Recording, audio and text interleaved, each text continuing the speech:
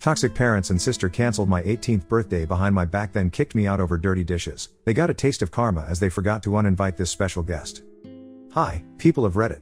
I am Whitney, 18F, and my bully parents are finally getting justice for what they did, and I'm happy about it. To give you a little backstory, let me tell you about my mom, Eleanor, 48F, and dad, Max, 51M. My parents are kind of bullies, and they have always favored my golden child sister, Elsa, 21F. I've spent most of my life feeling like a second-class citizen in my own home. I'm not going to lie, it's been really tough, and I've reached a point where I need to vent.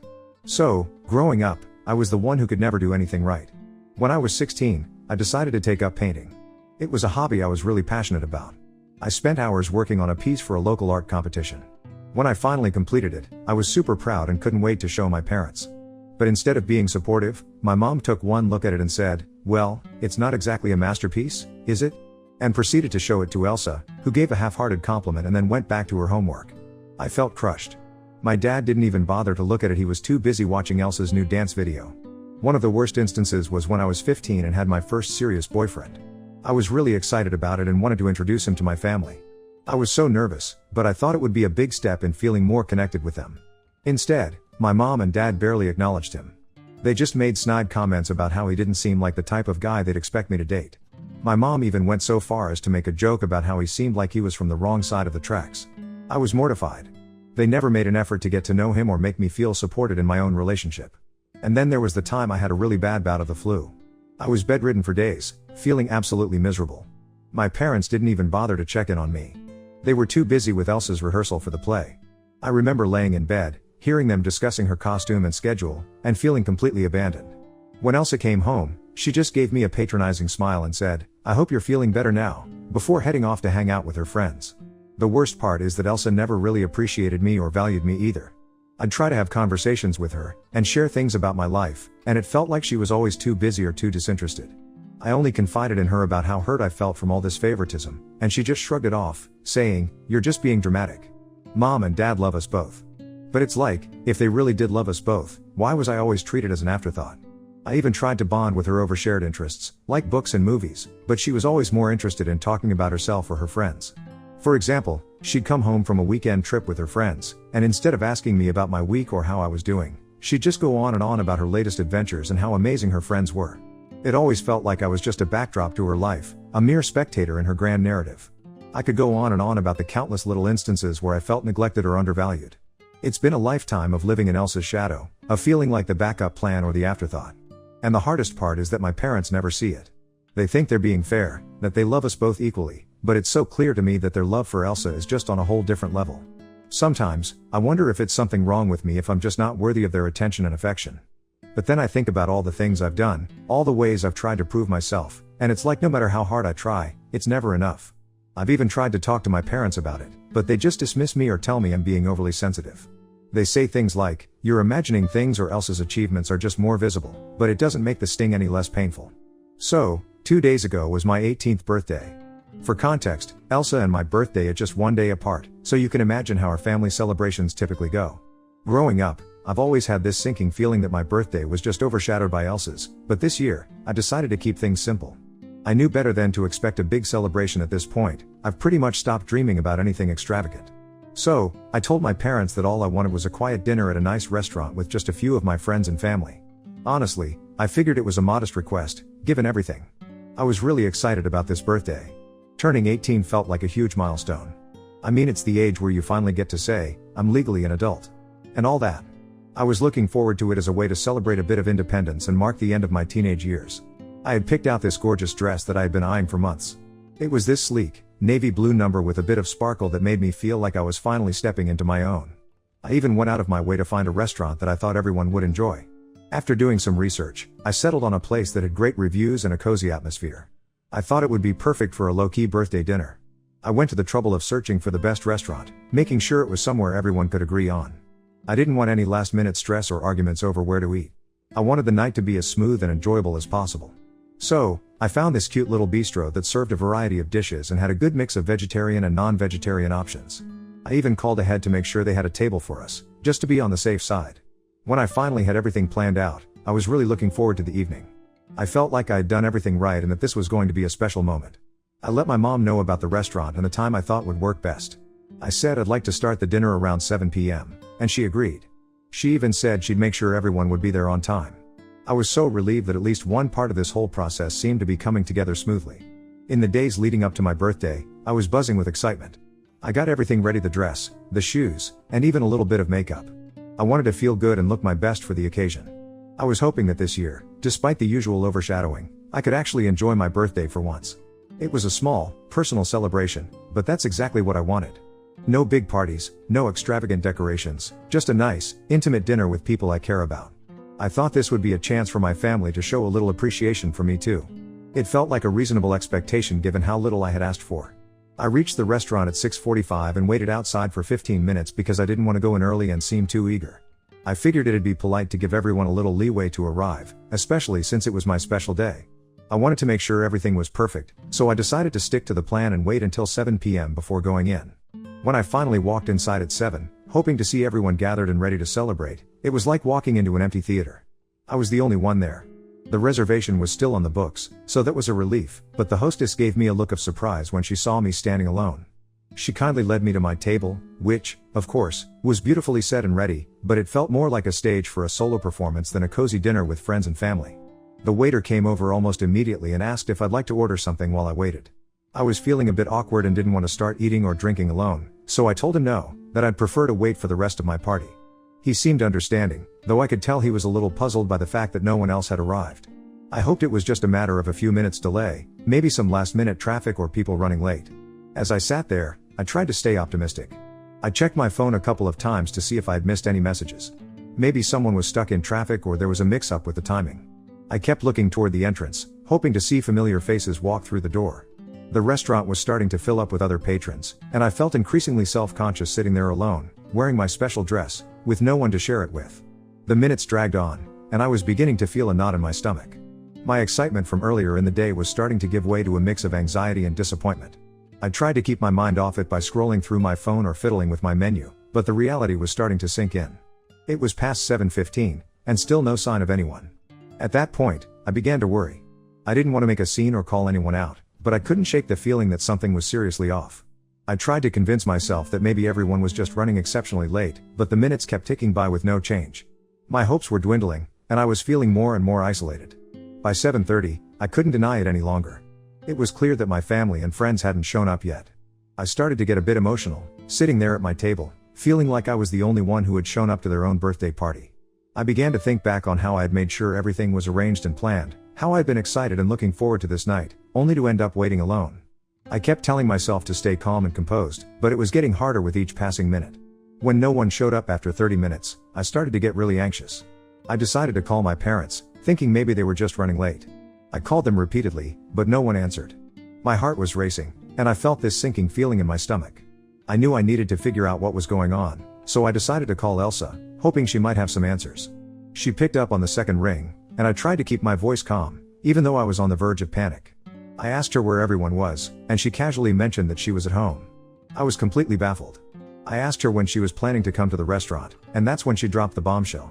She said, "Oh, I forgot to tell you, but we had to cancel the party. Mom wasn't feeling well." I was in disbelief. I asked her why no one had told me about the cancellation. I thought maybe there was some sort of miscommunication or a mix-up. Elsa's response was shockingly nonchalant. She said, "I'm sorry, I guess I forgot to let you know." It felt like a punch to the gut. Here I was, dressed up, waiting at the restaurant, and they hadn't even bothered to give me a heads up. I tried to process what she was saying. I asked her if there was any chance they could still make it if Mom was okay, or if there was some way to salvage the evening. But Elsa's response was cold and dismissive. She said, "I really have to go now," and then she just hung up on me. I was left sitting there, stunned and hurt. I tried to keep my composure, but it was really tough. I felt like I had put so much effort into planning this evening and had gotten nothing in return. I looked around the restaurant, trying to keep my tears at bay, and I could see families and groups of friends enjoying their meals. It made me feel even more isolated. I was sitting there with no one to talk to, no one to celebrate with. The emptiness of the situation was overwhelming. I was sitting there feeling pretty miserable, so I decided to order something to eat. I told the waiter that no one was coming and asked if I could move to a smaller table. At this point, I was just trying to make the best of a bad situation. I ordered a simple meal, not really caring much about what I ate, and pulled out my phone to pass the time. As I was scrolling through my feed, Trying to distract myself from the growing sadness, I noticed someone walking through the restaurant's entrance. I looked up, and to my shock, it was my grandfather. I hadn't expected him to come, especially since I thought my mom had uninvited everyone. I was genuinely surprised and, honestly, relieved to see a familiar face. He walked over with a warm smile and said, "Happy birthday." I felt a rush of emotion as he came closer. I stood up and gave him a big hug. It was one of those hugs that you need when everything else feels like it's falling apart. I thanked him for coming, and it felt like a small glimmer of hope in an otherwise bleak evening. He looked around and asked me where everyone else was. Up until that moment, I had been holding back tears, trying to keep it together. But when he asked that simple question, it was like a dam breaking open. I couldn't hold it in any longer. I started crying, right there in the middle of the restaurant. My face flushed, and I could feel the tears streaming down. I took a deep breath and tried to explain what had happened. Between sobs, I told him about how I had arrived early, how no one had shown up, and how Elsa had called to tell me that the party was cancelled because Mom wasn't feeling well. I told him how I had been sitting alone, feeling completely abandoned and forgotten on what was supposed to be my special day. My grandfather listened patiently, and I could see the concern in his eyes. He put a comforting hand on my shoulder and told me he was so sorry. He said he didn't know about the cancellation and that he had come as soon as he could.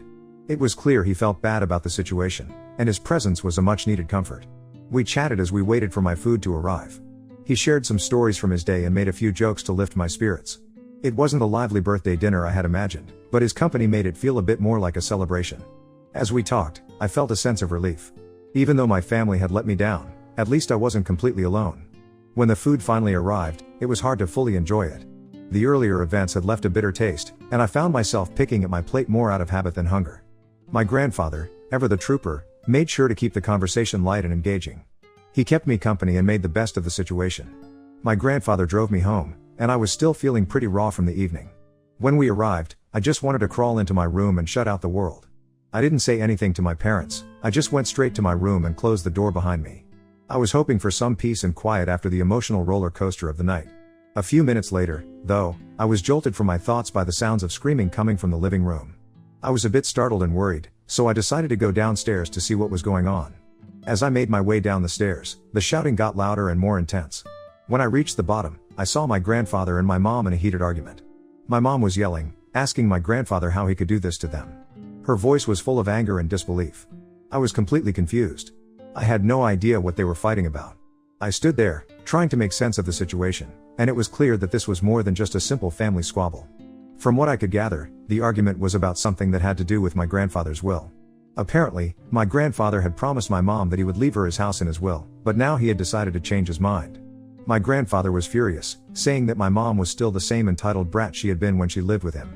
He was clearly upset and ashamed of how she had treated me, his own granddaughter. In the middle of the shouting match, my grandfather turned to me, took a deep breath, said, "Happy birthday, sweetie," and then headed for the door.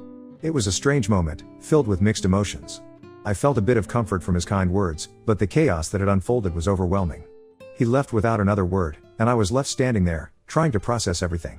Once he was gone, my mom turned to me with an intense look. She demanded to know what I had told him. I was caught off guard by the question, but I tried to stay calm. I simply said, "Nothing, just the truth." It was the truth after all about how I had been left alone on my birthday and how Elsa had casually mentioned that the party was cancelled without informing me properly. My mom's face contorted with anger, but before she could say anything else, I just turned and walked back to my room. I closed the door behind me and leaned against it, feeling a mix of exhaustion and frustration. I had hoped for a quiet end to a difficult day, but it seemed like the night was far from over. Eventually, I lay down on my bed, trying to calm my racing thoughts. I felt emotionally drained and wished I could just fast forward through the rest of the night. The arguing had left me feeling even more isolated, and I couldn't shake the sense that I was caught in the middle of something much larger than myself.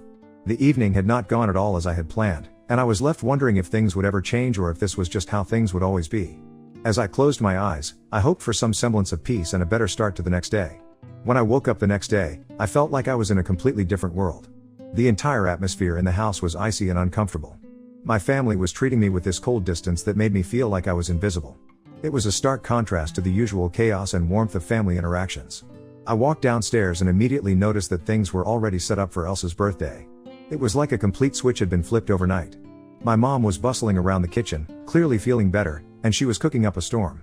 The house was filled with the smells of what I could only guess were preparations for a big birthday celebration.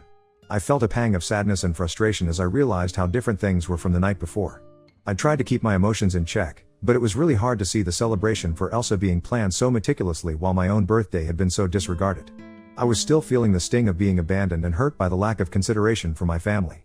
I couldn't just sit there and watch them prepare for Elsa's party when it felt like they had completely ignored my feelings and my birthday. So, I decided to leave. I packed a few things and went over to my best friend's house for the night. I needed a break from the tension and the cold atmosphere at home. I needed somewhere to go where I felt welcomed and understood. My best friend's place was a sanctuary where I knew I could at least feel a little bit of normalcy and comfort. It was an impromptu decision, but it felt like the right one at that moment. The weird part was, that even after I left, my mom didn't even bother to call me. There was no text, no call asking me to come back for Elsa's birthday. It was like my absence didn't matter to them at all. That was a huge blow to my already bruised feelings. It made me wonder if they really didn't want me there or if they just didn't care enough to make an effort to reach out. So now, I'm sitting here at my best friend's house, writing this post, trying to make sense of everything that's happened. I'm feeling a mix of anger and sadness that's been hard to shake off. It's frustrating to feel so disregarded by the people who are supposed to be closest to me. I'm trying to figure out how to deal with these emotions and how to move forward. I'm reaching out because I need advice. How do I cope with feeling this way? How do I stop being so angry and sad about what's happened? I want to find a way to heal from this and not let it consume me. Any advice or words of encouragement would really mean a lot right now. Thanks for listening to my story. Update 1. Hi everyone. I've got quite the update for you. I've been kicked out of my house. Yeah, it sounds as dramatic as it feels. It's only a few weeks until I'm supposed to head off to college, but apparently, my parents couldn't wait that long. The craziest part? It all started over me not doing the dishes. So, here's how it went down. I hadn't gotten around to doing the dishes one night, and my mom completely lost it. She started railing at me about how ungrateful and entitled I am, how I never help around the house and all that jazz. It felt like she was blowing it way out of proportion. I tried to explain that I had been really busy with preparations for college, and it was just one night. But instead of calming down, she just got angrier. Well, I lost my patience too. I snapped back and told her exactly how I felt about the way they've treated me over the years, how I've always been the one overlooked, how my birthday was just another example of their disregard. I aired out everything I'd been bottling up for years, and once it was out, I couldn't hold back. I told her about the emotional distance, the favoritism toward Elsa, and how hurt I felt about everything. As you can imagine, that didn't go over well. Things got really heated. My mom's face turned bright red, and she screamed at me to get out. I was stunned but not surprised. I'd seen this coming for a while now, though I didn't expect it to be triggered by something as mundane as the dishes. I didn't wait around for any more drama. I grabbed a bag, threw in a few essentials, and just left. I didn't even bother with a big goodbye or explanation. I was too upset and needed to get out of there before things got even worse. I told my mom I'd come back for my stuff when I was heading to college, but for now, I needed to be somewhere else. I went straight to my best friend's house. I called her up on the way, hoping she wouldn't mind me crashing there for a bit. Luckily, she was totally understanding and told me I could stay as long as I needed. Her place has been a haven for me ever since. I don't know what to do now. Update 2. Hi everyone. I know it's only been a few weeks since my last update, but I figured I should let you all know what's been happening. Honestly, things have been pretty quiet on my end, but there's a bit of news that might interest you. So, yesterday, I finally got a chance to talk to my grandfather. After the whole drama of being kicked out and everything, I felt like I needed to let him in on what was going on. I called him up and filled him in on the whole messy situation, how I got kicked out over not doing the dishes, the fight with my mom, and the fallout with my family. His reaction was intense, to say the least. He was absolutely furious when he heard what had happened. He couldn't believe that things had escalated to that point over something as trivial as dishes. But more than that, he was upset that I hadn't reached out to him sooner. He said he would have been more than willing to help me out if I had called him earlier. It was a mix of relief and frustration, hearing that relief because he was willing to help, but frustration at the timing of everything. We ended up having a pretty long conversation about what had happened and how I was feeling. It was really comforting to have someone who understood my side of the story and who was willing to step up and support me. He reassured me that he was on my side and that I shouldn't feel like I had to go through this alone. It felt good to know that there was at least one person in my family who was genuinely supportive. My grandfather has decided to come over the day after tomorrow to help me get my stuff from my parents' house. It's a huge relief to know that I won't have to deal with this by myself. He's going to help me pack up everything I need for college and get it all sorted out. I'm honestly a bit nervous about going back to the house and facing my parents again, but having my grandfather there makes me feel a lot more confident. Update 3. Hi everyone. So, I've got another update for you, and unfortunately, it's a pretty rough one. Yesterday was supposed to be the day when I finally got my stuff from my parents' house with the help of my grandfather. However, things took a really terrible turn. When we arrived at my parents' house, I was shocked to find that almost all of my belongings were gone. It turned out that they had either thrown away or donated pretty much everything. All that was left were a few old notebooks. I couldn't believe my eyes. It felt like a total violation of my personal space and belongings. I was at a loss for words. Naturally, I confronted my parents about it. I asked them what had happened to my stuff and if they knew where it all went. Their reaction was to laugh at me. They actually laughed. It was like they found my distress amusing. I was stunned and heartbroken. It was like a final slap in the face, and I couldn't hold back my tears. My grandfather was absolutely furious when he saw how they treated me. His face was red with anger, and I could tell he wanted to confront them more aggressively, but he kept his cool. Instead of getting into a big argument, he decided it was best to just leave. It wasn't worth escalating the situation further, especially since I was already in such a fragile state. We got back into the car, and that's when the tears really started to flow. I was crying pretty hard, feeling utterly defeated and emotionally drained. My grandfather, being the incredible support that he is, did his best to comfort me. He told me he was so sorry that things had turned out this way and that he wished he could have done more. He reassured me that I wasn't alone and that we would figure this out together. To lift my spirits and make sure I had what I needed for college, my grandfather took me shopping. It was a bit surreal walking through stores picking out things I needed for the next chapter of my life while still feeling the sting of what had happened. But his kindness and determination to help me get back on my feet really meant a lot. We managed to pick up a few essentials, and it was a relief to know that I had the basics covered. On top of that, my best friend told me I could have whatever I wanted from her stuff. She offered me clothes, supplies, and anything else I might need. It was a huge comfort to know that even though I was going through such a tough time, I had people who genuinely cared and wanted to support me.